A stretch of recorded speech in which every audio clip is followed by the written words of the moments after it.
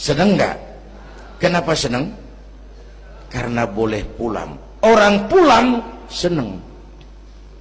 Contoh lagi, Lebaran masyarakat pulang mudik, seneng nggak? Kenapa seneng? Pulang. Orang pulang seneng. Sekarang selesai hidup di dunia, kita pulang kepada Allah, seneng nggak? Ragu-ragu, mau bilang seneng takut besok gitu. Mestinya seneng pulang. Apa yang bikin pulang yang satu itu kok berat? Kelihatannya dua. Pertama, kita ini sering mencintai sesuatu berlebihan, berakar di hati. Datang saat pulang tidak siap menghadapi perpisahan. Ada yang bergantung di sini, pulang jadi berat. Kalau cinta Allah sepenuhnya, cinta alam seperlunya, pulang enak. Yang kedua, bekal nggak cukup, sengsara di jalan, pulang jadi berat. Nggak punya bekal kok pulang, itu nekat. Belum sempet sholat modar, kok berani amat nggak punya bekal pulang. Kalau bekal cukup, pulang itu menyenangkan. Kenapa? Itu satu keharusan. Iya, kalau umat-umat terdahulu umurnya relatif panjang. Kalau kita ini mencontoh baginda Rasul, beliau wafat umur 63 itu standar. Kalau mencontoh Nabi, jatah kita 63. Kalau malam ini kita sudah 50 tahun, tinggal 13. Waspada. Kalau malam ini kita sudah 62 tahun 11 bulan, udah jangan pakai pantangan, apa aja makanlah Pak, sebulan lagi tuh. Sebulan lagi, syukur-syukur dapat bonus.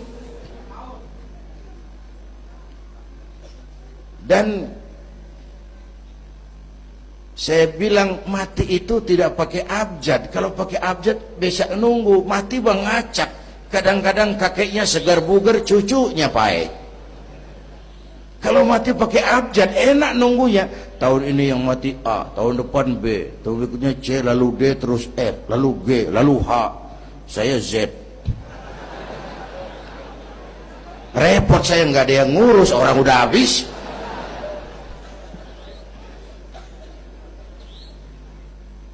Bapak Ibu hadirin, malah aneh. Jam 6 pagi sopirnya mati. Jam 10 siang, 4 jam kemudian Mbah Suripnya yang mati. Sebelum mati dia pesan sama teman saya W.S. Rendra, Mas, saya kalau mati tolong dikubur di bengkel teater Depok. Monggo, dikubur sama Rendra. Belum seminggu Rendra yang ngikut, mati. 1 bulan sebelum Rendra, lebih dahsyat lagi, Michael Jackson mati. The King of Pop, raja pop dunia, mati. Apalagi penyanyi keroncong, lebih mati lagi. Ada hidup sesudah mati, ada akhirat sesudah dunia. Semua kita perantau, dan perantau harus pulang. Bapak Ibu hadirin yang saya hormati, oleh karena itu, dengan semangat itu, ayo kita tingkatkan ibadah kepada Allah Subhanahu. Penutup, Isra Mi'raj itu filter. Setelah terjadi peristiwa itu kelihatan, yang beriman makin mantap, ini golongan Abu Bakar Siddiq. Yang kafir makin kurang ajar, ini golongan Abu Jahal, Abu Lahab, Abu Sufyan, dan abu-abu lain kumpul di situ. Yang ragu-ragu kafir lagi. Ini kristalisasi. Maka dengan memperingati Isra Mi'raj ditambah dengan semangat sholat berjamaah, ayo kita jaga kesatuan, persatuan, kerukunan, dan kekompakan. Bapak Ibu hadirin yang saya hormati, saya bersyukur walaupun belum pernah hadir, tapi saya tahu tiap minggu pagi pengajian Kiai Uci ini dibanjiri oleh jamaah. Alhamdulillah, kita doakan beliau diberikan kekuatan. dan pengajian jalan terus sampai kira-kira kiamat kurang seminggu. Jangan sampai kiamat lah, ngeri. Saudara-saudara, itu yang kita perlukan sekarang.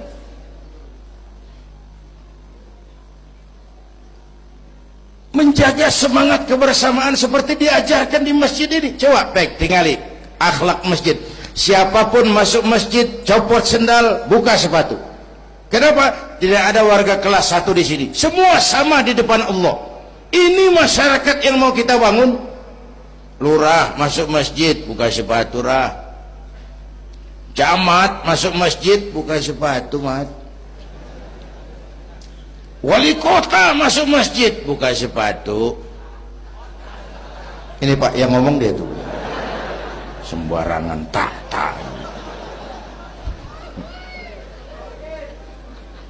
Gubernur masuk masjid, buka sepatu, Nur. Presiden masuk masjid, buka sepatu, Den. Ini masyarakat yang mau kita bangun. Kan keadilan di negeri kita ini masih mahal. Hukum masih sering seperti pisau, tajam ke bawah, tumpul ke atas. Kalau yang kecil salah, hukum cepat-cepat ditegakkan. Yang besar salah, cicing wae, pura-pura tenyaho. Itu yang melukai rasa keadilan. Bapak Ibu hadirin yang saya hormati, itu yang melukai rasa keadilan. Kalau mau lapor kehilangan ayam, itu harus jual kambing. Ingin menang berperkara, jual sapi.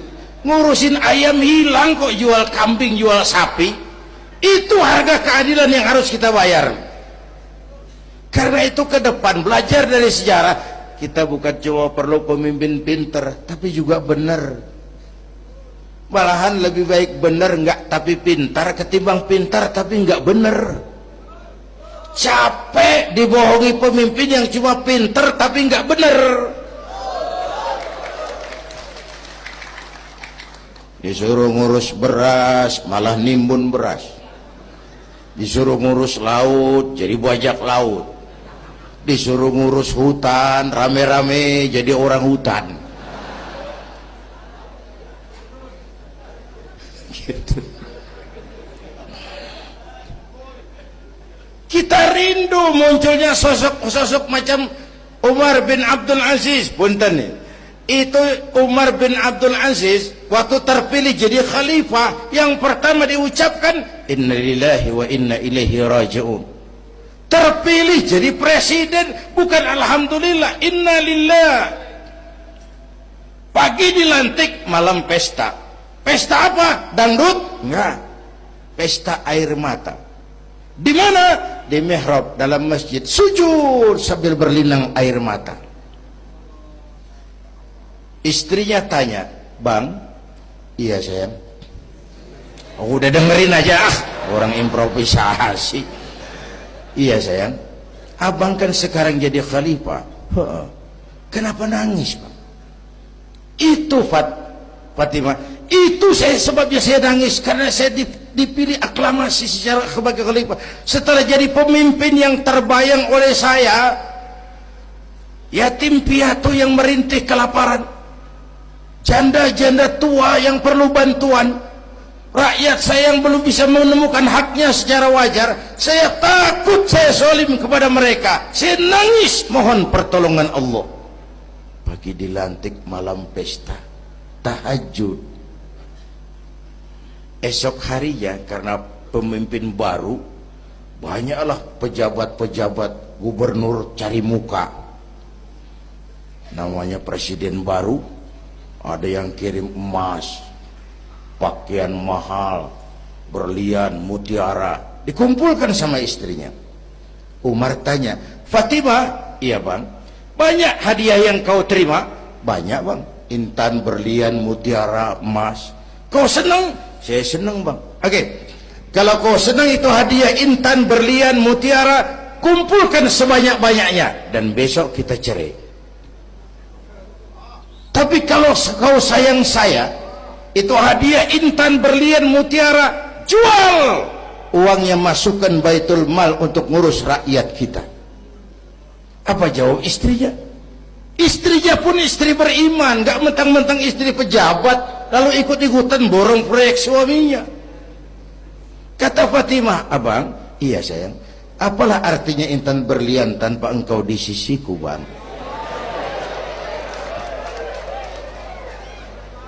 Jual sajalah, jual untuk ngurus kepentingan rakyat. Yang nyata-nyata hadiah pribadi dijual ngurusi rakyat. Jangan yang sudah nyata-nyata milik rakyat masih disunatan.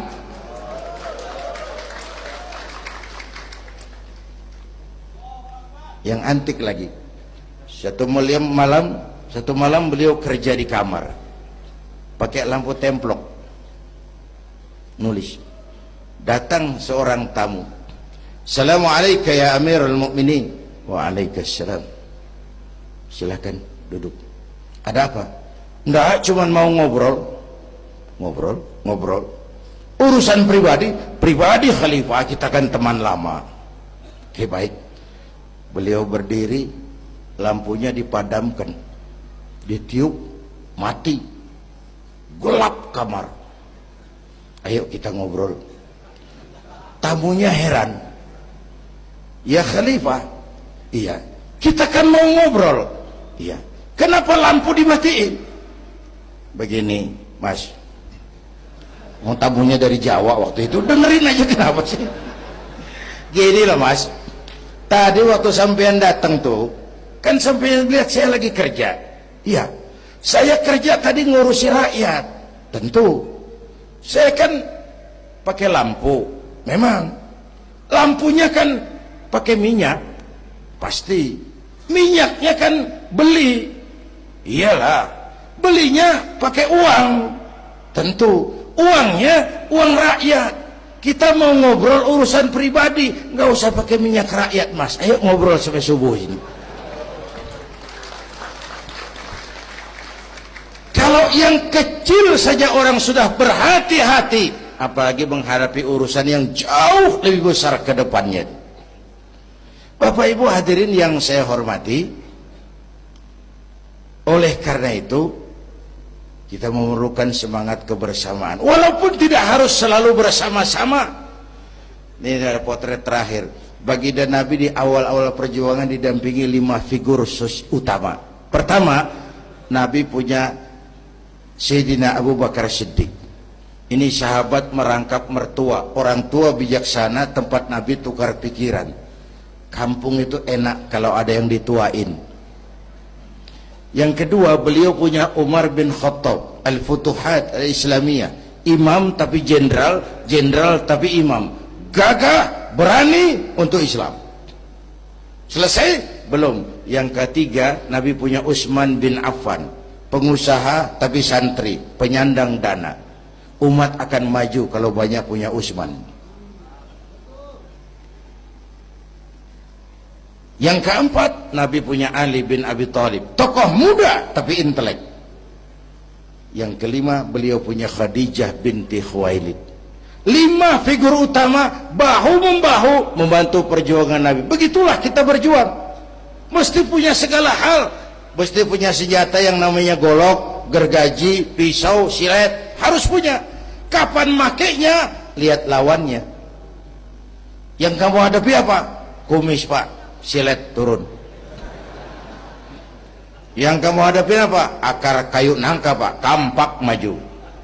Ini kita sering emosi nggak pada rugu. Yang dihadapin kumis, kampak yang maju. Urusan nggak selesai bibir bongkar pak. Anak-anak muda nggak cukup dibakar emosinya. Berani harus, nekat jangan. Berkorban siap, konyol nanti dulu. Mati syahid, ayo. Mati sangit, jangan. Berani sama nekat tipis loh bedanya.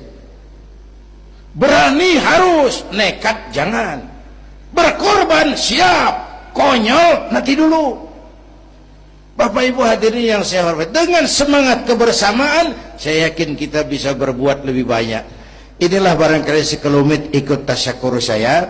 Mudah-mudahan ada manfaatnya buat kita semua. Lebih kurang mohon maaf. Usikum wa iyaya bitaqwallah. Aqulu qawli hadza. Wassalamu alaikum warahmatullahi wabarakatuh.